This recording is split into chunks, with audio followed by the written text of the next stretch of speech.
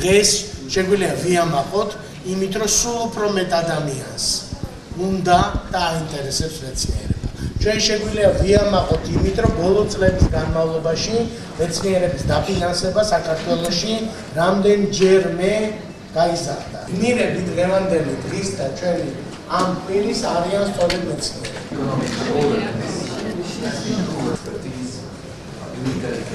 The program covers 70 billion euros.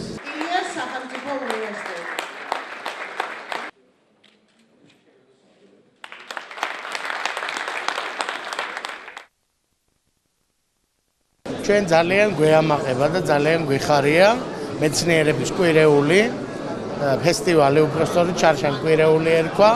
მათ შედარებით მცირე მასშტაბით ჩატარდა წელს ვატარებთ მეცნიერების ფესტივალს მთელი ერთი კვირის განმავლობაში. ამ შაბათ-კვირას ვიწყებთ ექსპო ჯორჯიათი.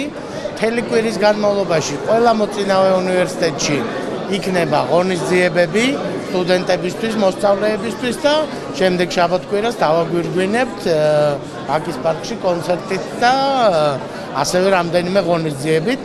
მე მინდა ვთქვა, რომ ცნობის მოყვარეობა ამოძრავებს კაცობრიობას წინ და ამ ცნობის მოყვარეობაში, რა თქმა უნდა, ახალგაზრდებს მიყავთ წინ ჩვენი სამყარო და ამიტომ ძალიან მნიშვნელოვანია, რომ მეცნიერება ეს არ არის ასაკიანი დოქტორების საქმე. მეცნიერება ეს არის ყველა ჩვენგანის საქმე, რომ გვაინტერესებდეს პასუხები იმ შეკითხვებზე, რაც გვაქვს ყოველდღიურ შეკითხვებზე ნებისმიერი მიმართულებიდან და ამ ერთ კვირაში ჩვენ შევკრიბეთ თბილისში ისეთი მეცნიერები, რომლებმაც ფაქტიურად უკანასკნელი სიტყვა თქვეს თავთავის მიმართულებით CERN-ი არის აქ, ჩვენი მოწინავე მეცნიერები და ინსტიტუტები არიან აქ, იაპონელი მეცნიერები, გერმანელი მეცნიერები მოწინავე, მოკლედ მსოფლიოში ვინც კი ვინმეა მოწინავე აქ არის და მე მინდა ყველას თქვენი დახმარებით მოუწოდო ბავშვებს, სტუდენტებს, დასრულებს, ასაკოვნებს, ყველანი მოგზავნեն ამ შაბათ-კვირას ჩვენს